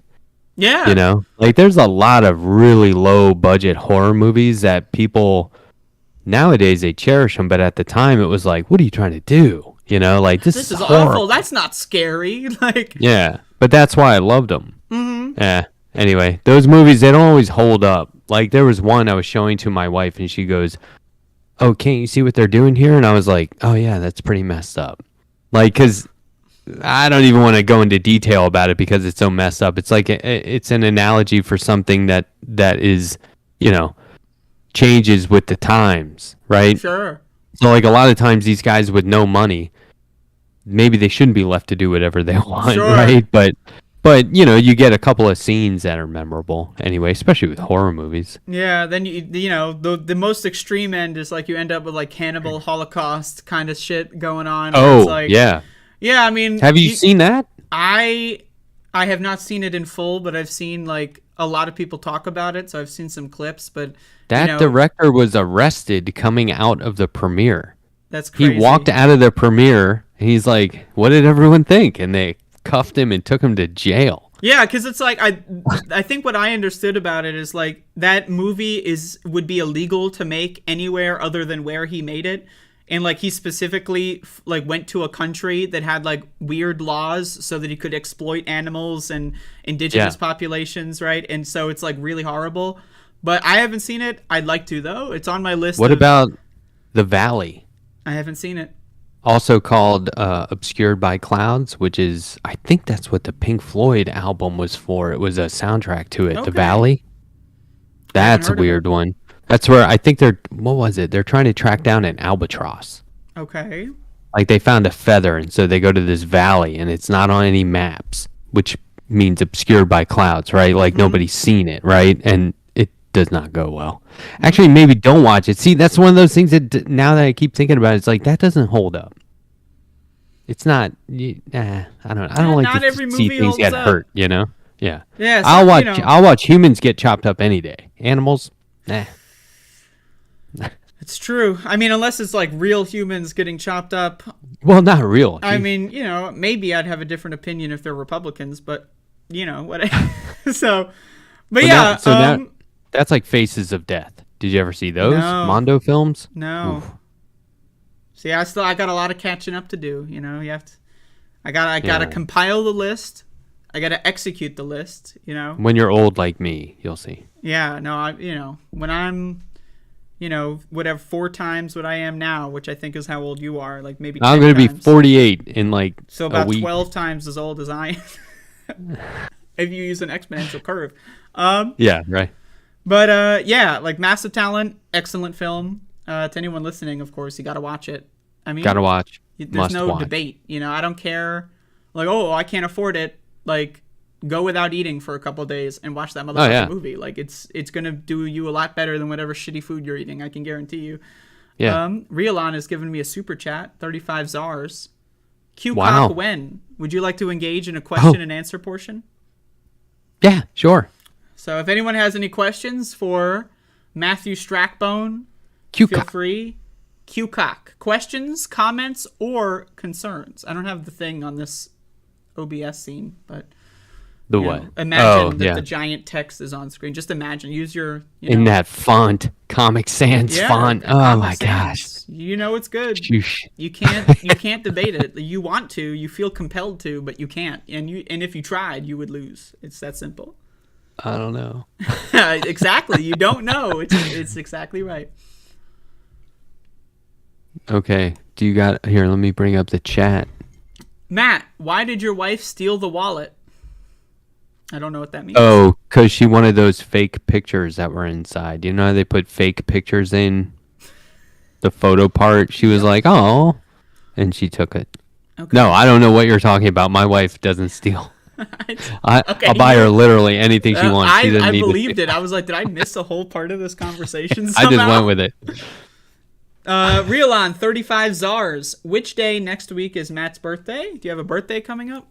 Yeah, December 10th. Can I plug something? You were actually? born on the same day Doom was released. How do you feel about that? 1974. Well, not the same year, but the same day. So that's my favorite game. So there's like a cosmic link. I played the original Doom on a PC with a keyboard. We didn't even have a mouse, You got just a to. keyboard. Do This was whatever you like, can. what year was that? It had to be like 93. 90. Yeah, 93. And we found out how to go into God mode. Wasn't that what it was Oh, called? yeah. Yeah, that was the original. What it was called, like Wolfenstein or something, right? Wolfenstein was the year before. So maybe 92? that's what it was that we played. I don't know. I mean, they're both It's great. probably the last game I played. But yeah, so can I plug something Oh, real you quick? can do whatever. You can have like 45-minute, Well, whatever you want. So every year I do an art challenge on Twitter where I get other people to draw, right? Mm-hmm. It's like, I'm tired of drawing, you draw for a change, right? So this time I'm going sign to you use up. it. Yeah, I'm going to use it as, and we did it on the show. Right? Was that last year? I think. Yeah, it had to have been last year. I don't think I know. That was really fun. 2 years So, ago. so this year I'm doing, because I've been live streaming on YouTube every Monday, and I'm going to do every night next week is like a subscriber drive and give away prizes and stuff. So I'm just Okay. going to do like a different drawing every night, sometimes two, and there'll be trivia and prizes. All So right. it's a Where can birthday people find subscriber this? drive. Check it out on YouTube/TheLetterHack. YouTube.com/TheLetterHack. 9:30 p.m. every night, December 5th to the 9th. And then I'm taking off on the 10th, which is my actual birthday. All right. That's excellent. And I don't have a website. Just subscribe to my YouTube, Environmental I will Coffee try House, to get the please. YouTube channel so I can link it.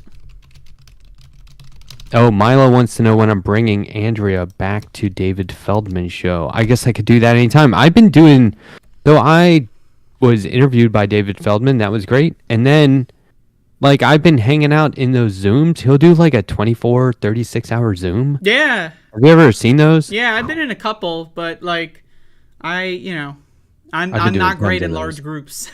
So Yeah. Those are fun. Mila's in there all the time. I do that Twilight Zone segment real late on Friday. It's usually how I fall asleep Friday nights for Okay. that. But anyway, yeah, or just follow me on Twitter, such as it is. Are you out there on any other platforms? Like, me? Yeah, Mastodon or Post.news or... I got a Mastodon Tribble. like 5 years ago. I've been through really? that cycle. Like I decided it's not worth the trouble. But maybe maybe animation. It's improved. Yeah, I don't know. Who wants to know about Rielon is asking, oh, what are you going to start a voice acting career? Right. Yesterday I was talking about how trans women are the best voice actors, right? Because, trans Okay. men, when you take testosterone, it will physically change your vocal cords, right? So they don't have to do voice training. Easy mode. Okay. Easy mode. Okay. Oh, Y'all motherfuckers. I got you. But hard mode. the trans women out there, hard mode. We got to do so much work. As a result, we have more skill in voices. We can do all kinds of different voices. We're the most skilled voice actors. So I was saying, if anyone has any need for voice acting, hit me up. Cartoons, serious voice acting. I can do anything. That's cool. So I know someone who will animate, but I don't know animating like the mouth to match words. I don't know. You can do it anime style, that might be where it's just complex. like, yeah. right? Like that's easy. And then you just try and match it yourself. Yeah. No, I do know somebody, and we have drawings of you or can make them, so we can get this done. This is a project that we could do. We could give you like what do actors call them, a reel? Yeah. Like that you submit. Sure. Okay. And then I can just tell everyone like, I just want to show this to you. Like, look at me. I'm great. Hire me or don't, but as long as you watch this. No, I think it'd be great. You'd end up on all kinds of stuff. Depleted Uranium Cowboy says $5 super chat, by the way. I mean, you don't have to give me money to ask a question, but QCock, Matt, when will you have your top 25 movies list ready, and where will it be posted? Now, again, top 25 movies to watch on psychedelic under the influence. Drugs. Oh, on psychedelics. I mean, well, you could do any drug, but like, that's the one I'm the most interested in. Yeah, I don't know. See, now these are the kind of things that you don't want to rush, right? Sure. Yep. Because I got to start with 100 and dwindle it down. If you want to do top 100 too, like, no, or you could do 100 in no particular order, and then a top 25 that are in a particular order. I want to encourage people to watch them. Sure. So I gotta. If there's 25 too many, seems totally gonna... doable. Mm-hmm. When I have it done, I'll post it on Twitter for sure. And we'll bring you back on for the discussion. Okay, yeah, and maybe we can watch one or two, because I mean, there's some good ones, but like I automatically started making a list of at least 5. I wouldn't want to reveal them yet, but sure. I mean, well, 3 of them are Beyond the Black Rainbow, Mandy, and The Viewing. So what are the other 2? There you go. Yeah. Inherent Vice is up there. Have you seen Inherent Vice? That's a really good. Do you like Martin Short? I'm not familiar with them, to be honest. He plays a cocaine addicted orthodontist. It's not a big role, but you're not familiar with Martin Short? Come on. I know. I'm a piece of goddamn shit. I should be killed. No, there are worse things. Okay. Oh yeah, I did move to South Carolina. Is that not well known? I thought everyone knew that. Yeah, I was Were you on here before or after? You might have not been on here since before. You moved. Yeah, because that's why I got sober, so to speak, because it's not nearly as tolerant a society here as it was in Colorado. In fact, it's like Colorado just voted to legalize psychedelics. You left at the wrong time. I know. Jesus. I know. It's funny. I feel like if I ever go back to visit, it'll be like, whoa. Yeah. You guys are all taking them. Yeah. I mean, Colorado is going to be looking pretty good in a couple years from now. I can tell you that much. Yeah. No, seriously. It's still too expensive, though. What, to live there? Yeah. It's 70% cheaper cost of living where I am now.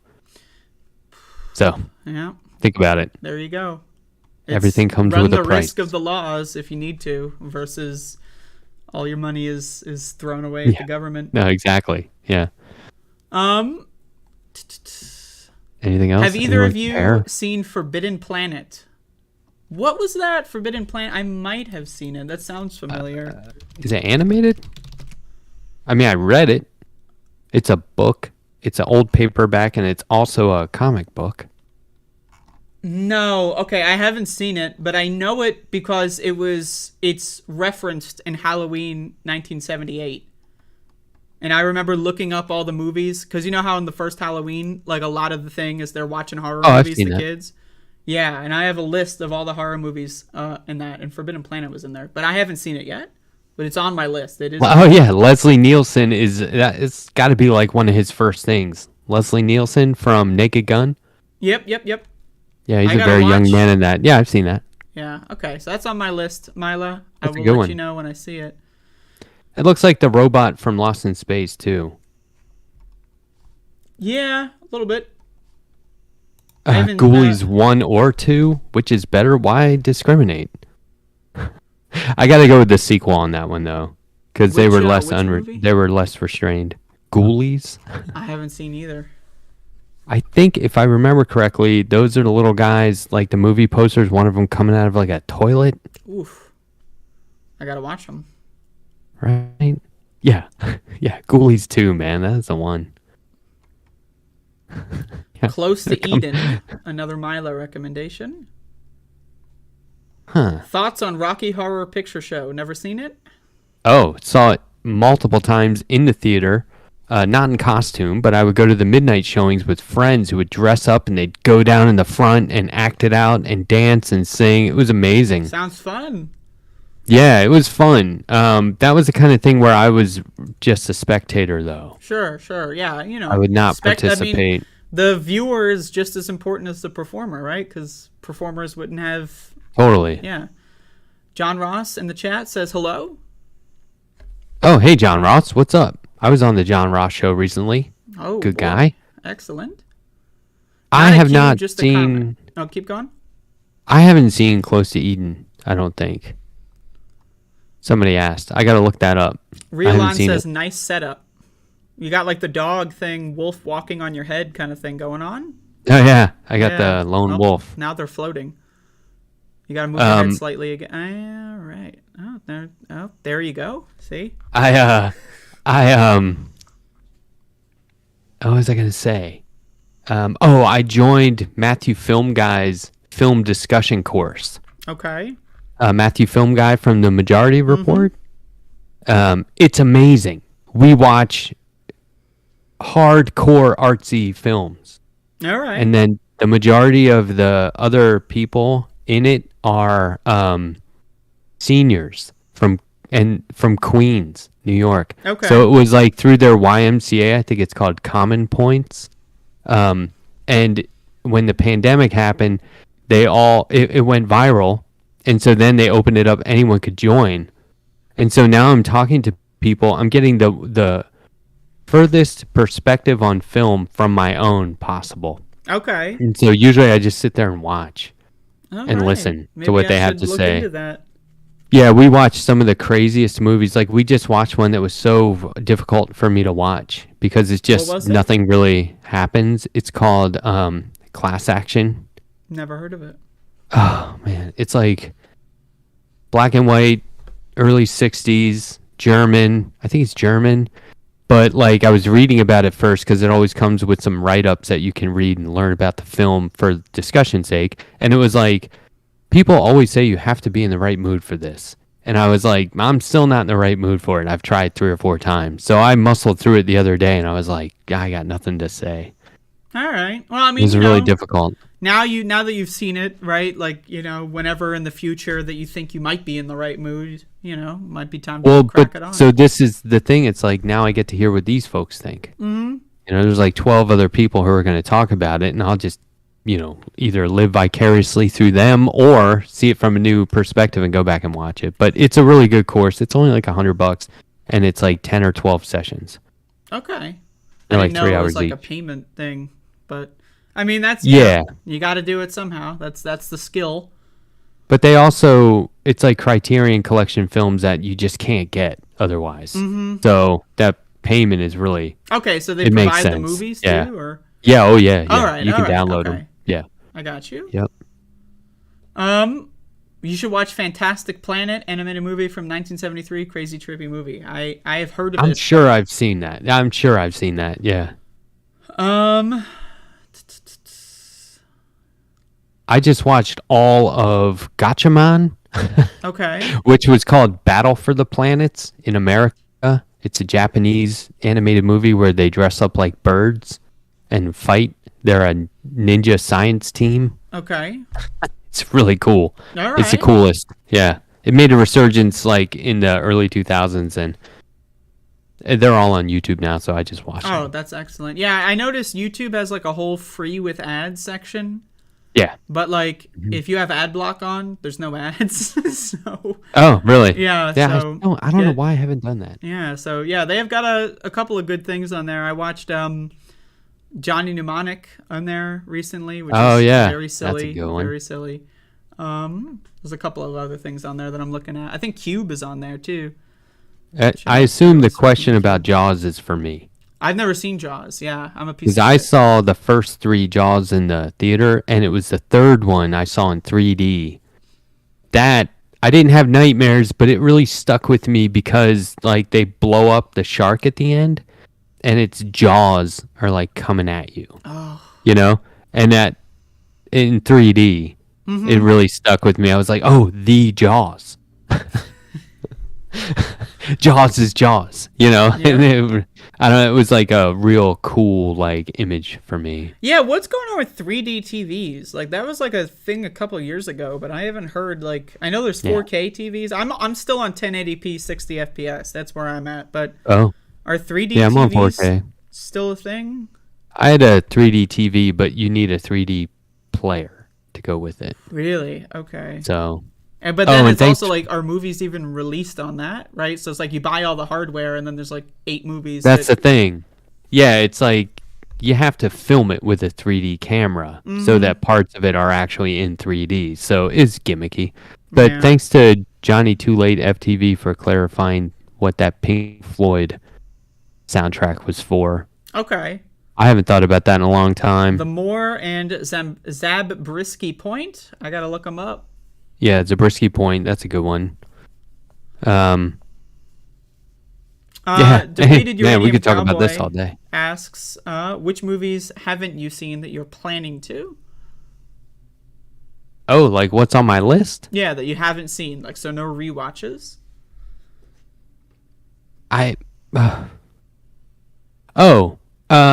What is the one with Idris Elba about the genie in the lamp? That looks fantastic. I don't know what you're talking about.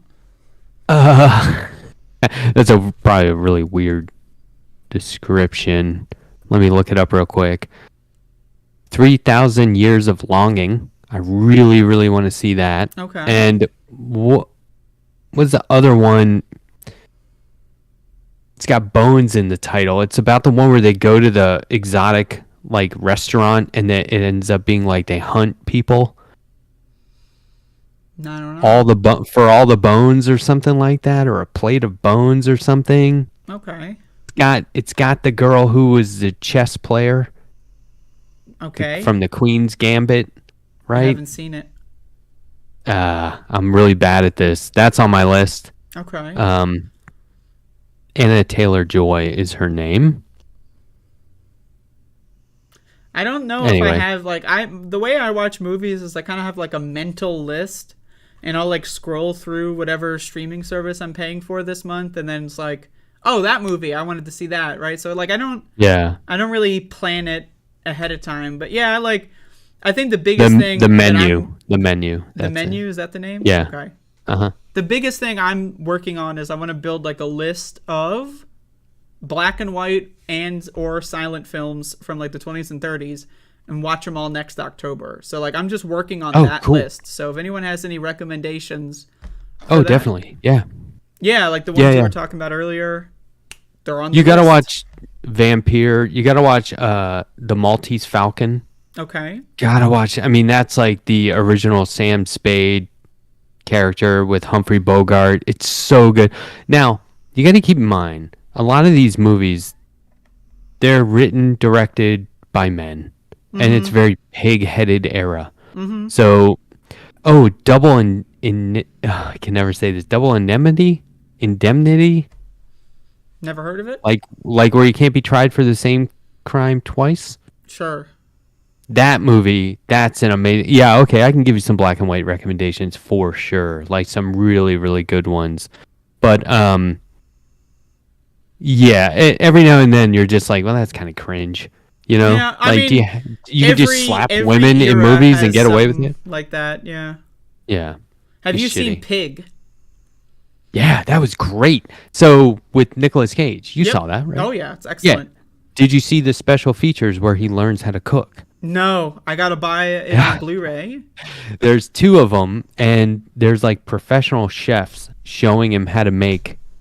There, 2 different restaurants, 2 different chefs, and he's learning how to make something that I guess he makes in the movie. Mm-hmm.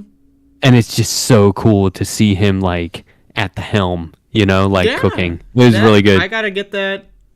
Yeah, special features are something that's so lost in the streaming era. It's Yeah. like I think HBO Max has like some like their own movies. Like they don't import other non-HBO films and put the special features, but for their movies that they make, they'll have like a special features section. But like you'd think that special features would be easier to implement in a streaming environment, right? They could do it. Yeah, you just put it after the credits. because let's say you find something after the DVD comes out, you can't go back and add it, right? But on a streaming software, let's say you find like, oh, this is a cool behind the scenes thing that someone shot on a cell phone. Let's throw it in there.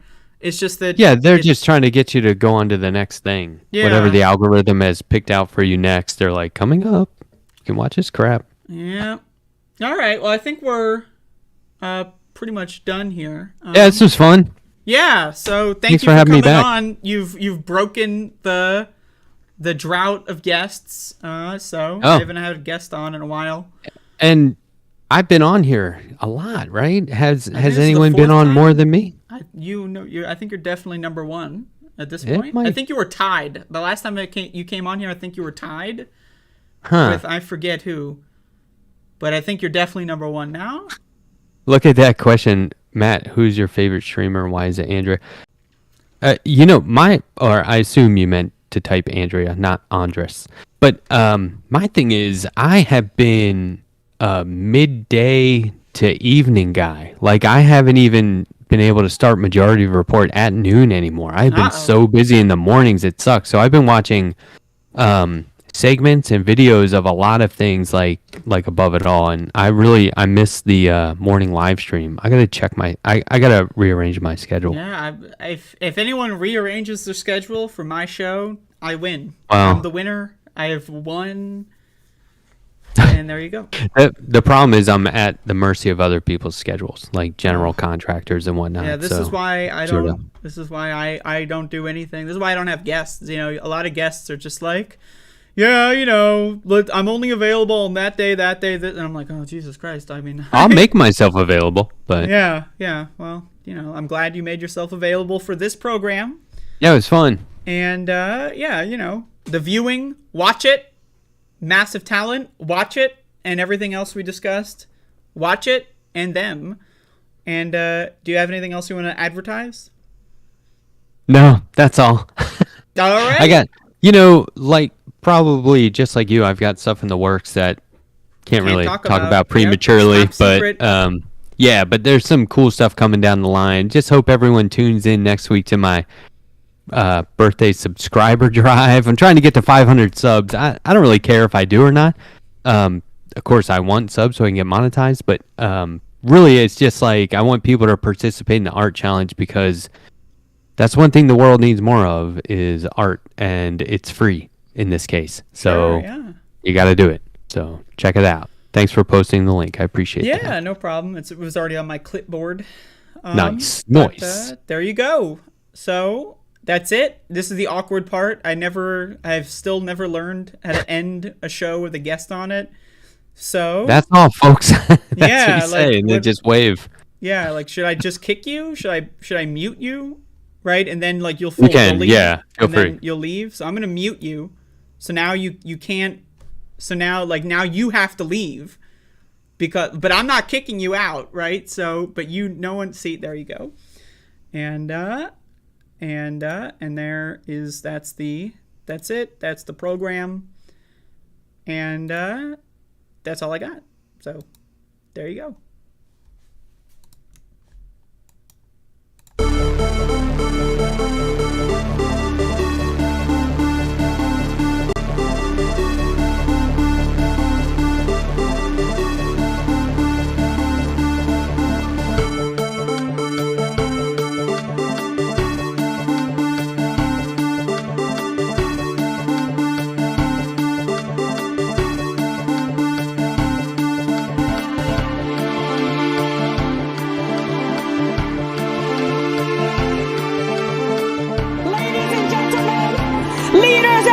For freedom and liberty and the American dream, the best is yet to come.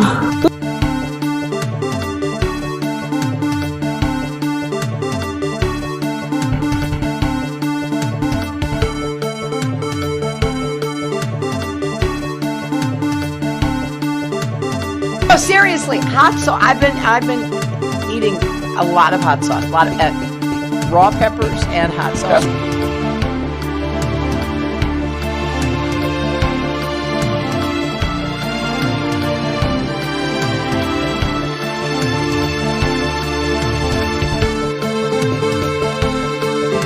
Only the really, I hate to say this, but those with the lowest IQ.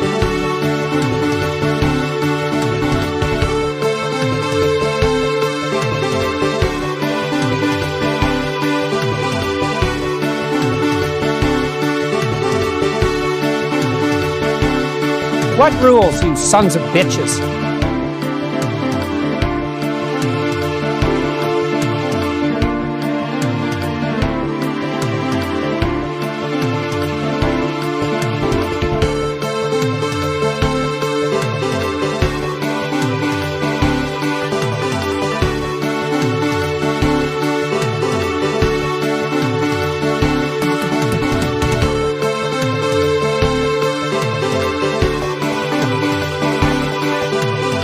The world is actually a small piece of the universe, right?